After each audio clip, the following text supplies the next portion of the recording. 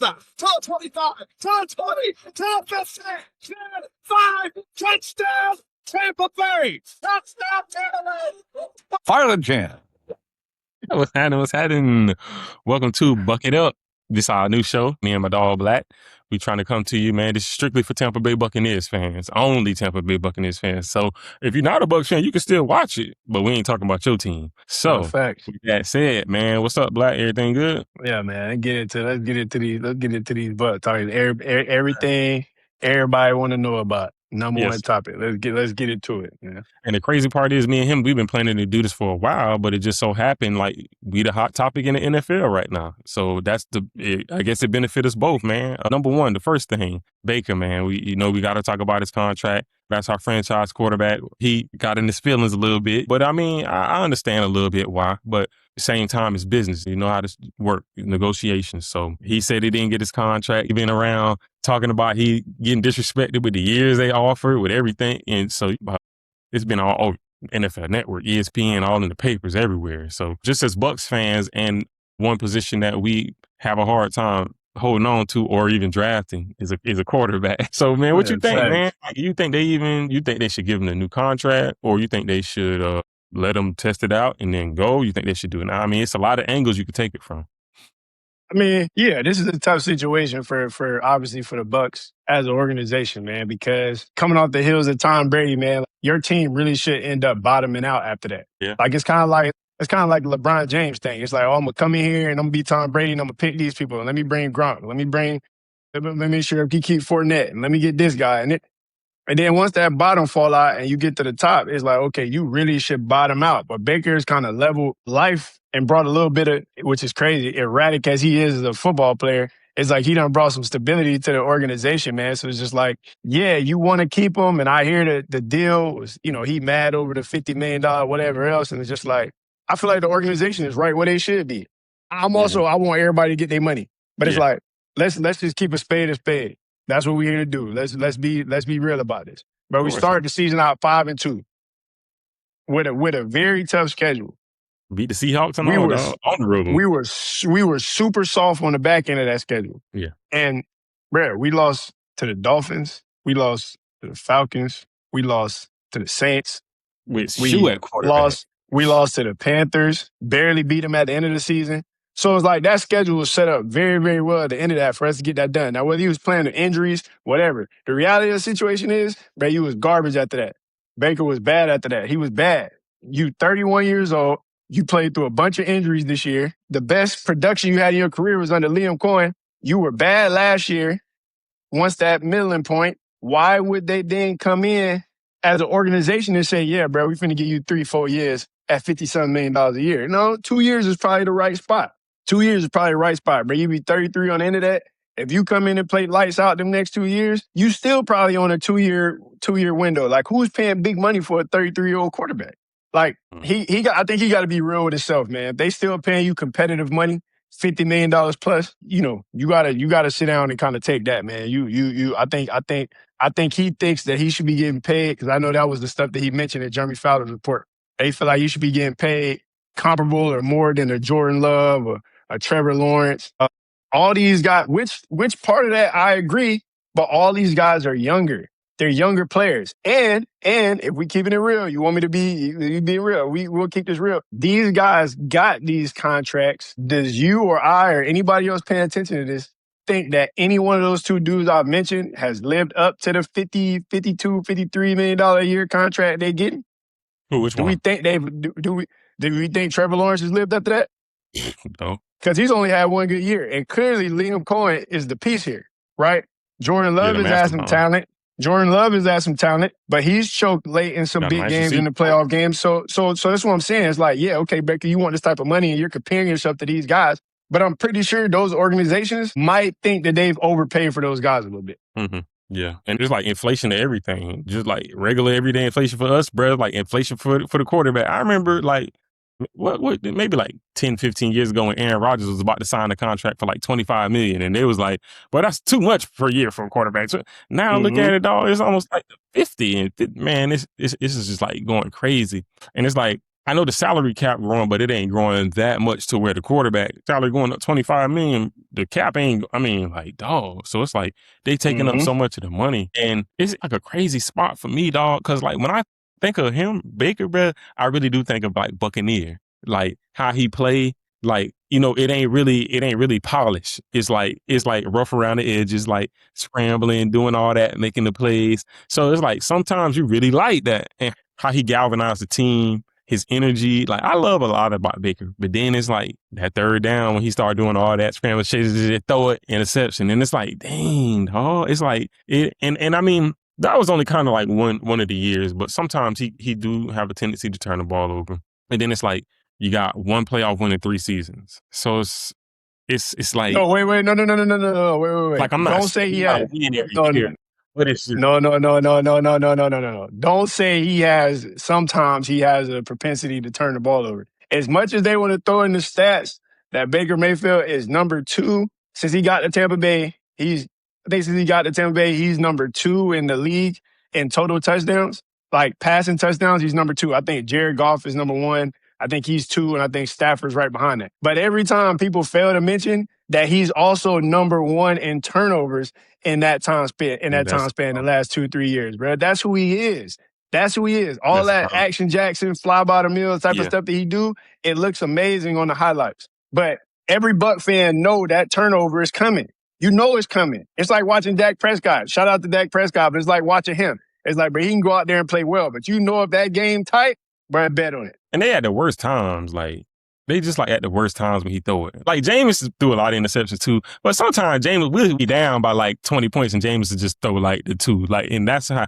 But like Baker, dog, I'm talking about like we up a touchdown or we down 3 points and then boom, turn. It's like, dog, it's just killing you. Like, and you know when they do the negotiations, they don't. Because this why they always say, well, you need an agent in the room because the agent, they're going to be saying stuff that you don't want to hear as a player. So I'm sure the reason why is, I'm sure the very first thing Jason Light did was slide that over to his agent. The very first thing you just said, hey, yeah, he doing all this, but look at all these turnovers that he getting. You think we supposed to be paying for all these turnovers? That's probably the whole thing. Like, and so it's just like a weird thing, dog. I really want him to stay as our quarterback. I really want him to get some type of money because I do think he deserves some type of money. But it just can't be no astronomical thing that's going to kill the team to where we paying you like you're a Super Bowl quarterback and we ain't getting no Super Bowls. Like, you know what I'm saying? Like, we got to slot him into the winning success of where he at. So just like you said, Trevor Lawrence and Jordan Love, yeah, they are younger, but that's probably where I would put him at. Like, you know what I'm saying? Right around in that slot. Like, take that. Now, if you want more than that, dog, I don't know if we can give you more than that, but that's kind of where I'm at with it. So I mean, listen, man. You know, we both talked about it. Like I think I want all the players to get their money. Let's not get that part of it twisted, right? But I want everybody to get their money, and I think he deserves his money. I want him to be a Tampa Bay Buccaneer. Let's not get that part of it mixed up and twisted because I think we all could agree the worst part to be in the NFL is without a quarterback. Like that is hell, or as close as you can get to it in NFL terms, bro. So I get that part of it, but I do think for a person like him and of his stature and the people that he's comparing himself to, I think slightly over $50 million is probably about right. $51, $52 million a year is probably about where he needs to be. And I think the money part of it isn't so much from what I read that he's caught up on as the years. Like he kind of wants some long-term stability, which again, I get it. But you're 31 years old in a violent sport and you already played through a bunch of injuries this past season. Ankle injury, AC joint in the shoulder, all types of stuff. So it's just like, I don't know, man. 2 years is probably about right, but I think it's probably going to take the organization 3 years to get it done. Yeah. And I was going to say, I think 3 years is like a sweet spot. I think that's kind of perfect. Like, you know what I'm saying? Because then he'll run it to about 34. Then by that time, we can see if you need another to get you to like 37-ish or something. Because everybody don't play good till they 37, 38 like Aaron Rodgers and Tom Brady do. Like, you know what I'm saying? But that's the other part about it, man. That's making it so crazy. Like, everybody's not Tom Brady. Everybody's not Aaron Rodgers. Everybody's not Matthew Stafford. Everybody are not these players that's going to play 37, 38, 39, 40, especially the way that Baker plays. Baker has to be able to move and be mobile. The guys that we just named are all traditional pocket passers. Stand back there, stare down the gun barrel, but they're not leaving that pocket unless they ultimately have to. Baker needs to be moved. He need to be able to scramble and do all this other stuff, man. So I don't know, man. Like, I would say probably about we get to that third year, and then after that, you trying to find that replacement anyways, man, because I just don't know how long he can sustain his style of play. And I get that it's exciting for the fans, but you got to have stability at that position, man. So Baker, if you hear this, stop being greedy. Take that 50-51, man. You feel me? If you play well, you can sit back at the table 2 years from now, and the cap might be up to the point where you can go sit at the table and be like, hey man, I want 60. And that's a problem I guess you could push down the line and deal with then. But like, Baker, season about to start, bro. We need you. We need you. All right. You heard the fatal plea, man. Yeah, tighten up, man. We need you out here. Tighten up. All right, cool then. Well, hey, you already know we got another issue brewing, you know what I'm saying, with another one of our best players, and that's Vita, man. Like, so Vita, say he requested a trade. To be honest with you, I don't really think he's requesting a trade. I think that's just like one of them bluff things you do to try to get your contract. But, they said, I think some of the top D tackles making like 25 to 30. They say Vita making what, 17, 18? So he is underpaid. But I believe it's like the same type of thing with Baker. His age, I think they say he's like 31 too. So it's like, So how long am I gonna sign you as a D tackle? Like, I don't know. Like, I feel like the Baker one is the one you need to do. The Vita Vea, I'm not saying he replaceable, but I'm saying don't say it. Don't say it. Don't say it, bro. I'm trying to how I don't felt say about it. you. First of all, you know how I felt about that on draft. Anyways, like, you know what I'm saying. I like Vita, man. He really good. He's a really good player. But it's like, can't you find another big person to take on double team? Super Bowl? Nah, you can't. No, you can't. You can't. I hear what you're saying, and obviously the obvious answer is you always got to pay the quarterback.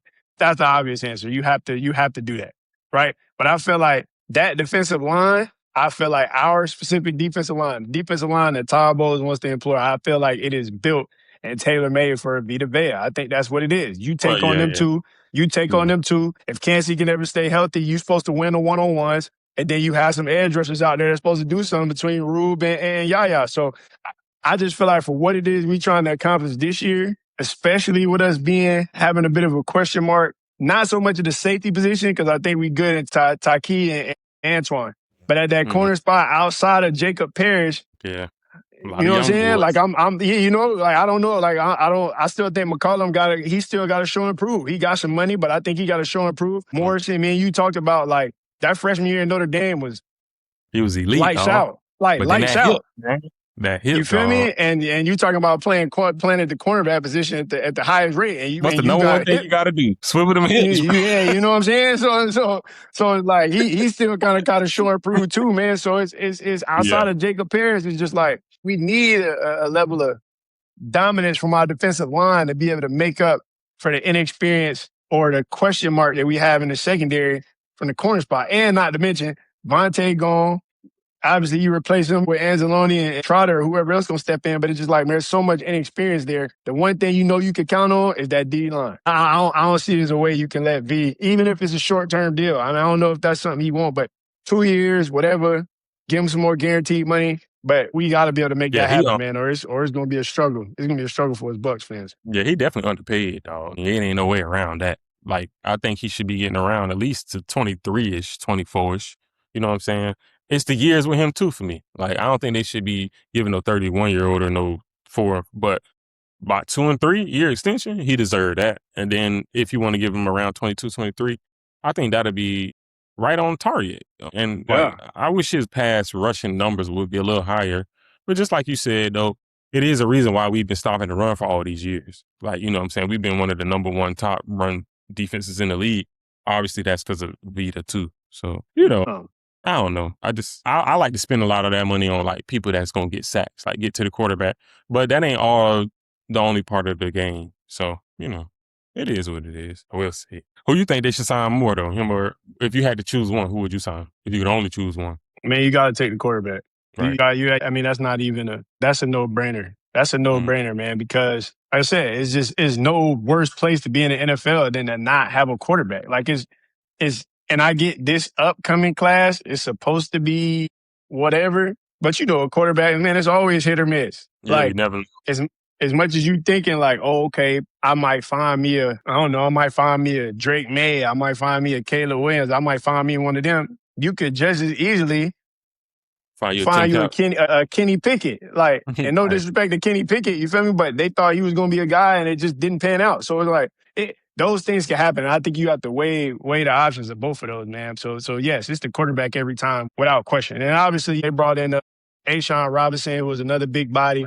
They brought him in to beef it up. So I guess you could manage. Kansas got to stay healthy. You can manage, but I just think Tampa got to try to find a way to. All those guys got to try to find a way that they can work this out in the 2-year, 3-year thing. And the crazy part about it is 3 years might be that sweet spot that both of them really is looking for. Like I know Vea said he wants some more. He wants guaranteed money on his contract. I guess it ain't no more in this final year or whatever. But Tampa got some tough decisions to make, man. But I don't envy those guys. But I think you do also kind of have to look at the fabric of your team, the division that you play in, and look and say, okay, Zach Robinson, the OC, has to be better than the third down passing coordinator, first time play caller we had this past season. Yeah. Zach Robinson's got to be better than him, right? So everybody's starting the season off healthy. So you would assume Baker would play better. You get Bucky to start the season, right? You get Gainwell in there, who's a good receiving back. Our starting O-line didn't play one whole single game together. So you think of getting these pieces, okay, that means Baker's got to be able to play a little better, right?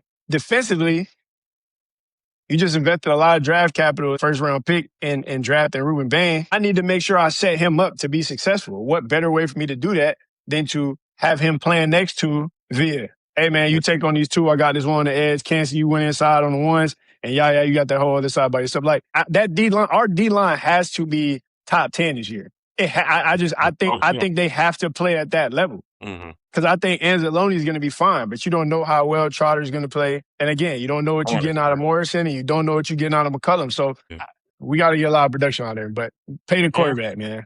Pay them both. Jason Light, all y'all, pay them both. Get it done.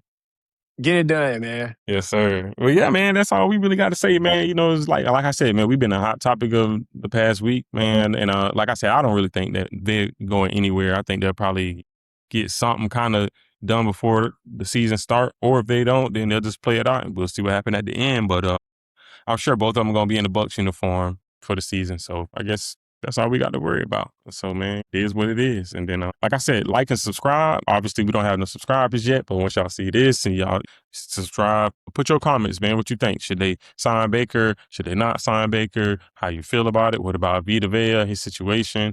And we got a whole bunch of other things coming, man. Position previews, game previews, season previews, whatever. So just keep it locked in, man. Anything else you want to say? Man, raise the flags, man. Raise the flags. Raise the flags, man. Let's get it, man. And we got to get you to raise one behind you, dog.